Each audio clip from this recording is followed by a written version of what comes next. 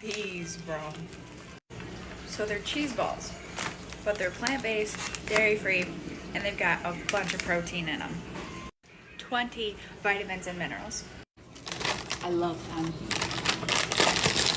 They still have that cheesy texture. Oh my god. Yeah, they don't taste like your regular cheese ball, but that's because it's not all the terrible ingredients.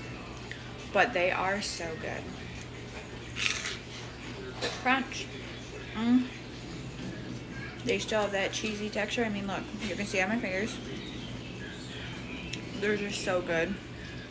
And they're packed with good ingredients and not ones that are full of toxic shit. They come in a pack. They have different flavors, but this is the cheddar.